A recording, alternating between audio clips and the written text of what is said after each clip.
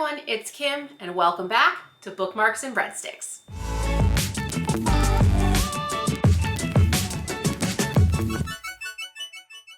Welcome back to Bookmarks and Breadsticks. If you're new to my channel, I focus on culinary adventures in the world of food writing. If you're new to food writing is a subgenre of nonfiction that involves everything from food, world, and travel, chef's memoirs, the history of specific ingredients. And what I love about it is that you can get a taste of different cultures one story at a time. I am here today to talk about Khabaar, an immigrant journey of food, memory, and family by Manushree Ghosh. And this was sent to me by the University of Iowa Press in exchange for my honest review. This is a brand new April of 2022 release, so I'm a little past its publication date, but it is a delightful read, and let's get into it. So all in, this book did come in at just over 200 pages. It does have a couple beautiful photographs of some delicious food, and you can get this as a paperback for $19.95. So Khabaar is a food memoir and personal narrative that parades the global journeys of South Asian food through immigration, migration, and indenture. The book questions what it means to belong and what does belonging in a new place look like in the food carried over from the old country. These questions are integral to the author's own immigrant journey to America as a daughter of Indian refugees from what's now Bangladesh to India during the 1947 Partition of India, as a woman of color in science, as a woman who left an abusive marriage, and as a woman who keeps her parents' memory alive through her Bengali food. Manushree Ghosh works in oncology diagnostics and is a social justice activist. Her work has been awarded a notable mention in Best American Essays in Food Writing and a Pushcart Prize nomination. She lives in San Diego, California. So before I get into my general thoughts of the whole book, I wanted to say that even from the author's note, I was really captivated by this book. So as I mentioned, our author, is a child of refugees. She is an immigrant. And one of the first things she approaches in the author's note is the use of her native language written in English. So there are words that those who are native English speakers, would not recognize. And she opens the book with this conversation and stance that she will not be putting her words of her language in italics, or she's not going to put it in bold or with a quotation marks or a single quotation mark, because in her mind, that is the definition of otherness. And from there, just right there, I had to stop and think about it. I am Iranian American. My dad was from Iran. So I have grown up English as my first language. And as I've learned Farsi, I've written it in English, sometimes as it's Fanglish, Farsi English. But I was thinking about, as I read more books from authors of color, how often do I see words from another language in bold or italics? And I'm actually in this Instagram group called the Persian Posse. A lot of us are Persian Americans. A lot of us are based in the United States. And I posed this question to my friends in this chat as well. And they talked about how normally they see their words in italics, or they're italicized. And it was a really interesting conversation that the author made in the author's note. This is my native tongue, why do I have to make you feel comfortable by labeling myself as other because I use italics and bold? And throughout the book, she made the decision not to do that. Did it impede my reading experience at all? No, it really didn't. Every time I came across a word I didn't recognize, it just kind of cued something in my head and went, oh, this is a word in Bengali, or it's a word I don't recognize. And when I think about it as readers, we often come across words even in the English language that we don't recognize. That's what the dictionary's for. So why can't we take the next step and look up a word that we might not recognize because it's from a different language other than English? It probably doesn't seem like much, maybe if you don't come from a cultural background, or if you're not, I don't know how to phrase this. Like, if you're not someone who grew up bilingual or just grew up around multiple languages other than English, or even if English is your first language, maybe you've never had to deal with these kinds of things. But as someone who is trying to learn Farsi, see it in the written word and understand it it was really cool to just not have to look for words in bold. Usually that's the cheat. You scan the page and you see, oh, the words in bold, that's Farsi, or that in this case it's Bengali or it's Hindi or it's another language, excuse me. Or, oh, let me look for it in italicized. Now, on the flip side of that conversation, there is nothing wrong if an author decides to put a word that is not of an English language word, English speaking language word. I don't know if I'm like using the right phrasing, so bear with me. There's nothing wrong if you do decide to put the word in bold or italicized, to draw attention to it, to say, this is what this word means. I mean, I see it in one of the most profound books I've ever read, Darius the Great is Not Okay. There are words in Farsi that are italicized, and then the author explains what the tradition or custom is that's related to that word.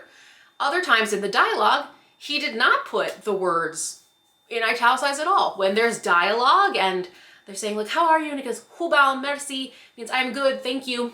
It wasn't in italics at all. But from the start, the fact that the author's note from the beginning opens up that conversation, I was immediately intrigued. I had an immediate respect for this author. Now, the story itself, it's 200 pages. It's her whole life, but in snapshots, in pockets, in memories.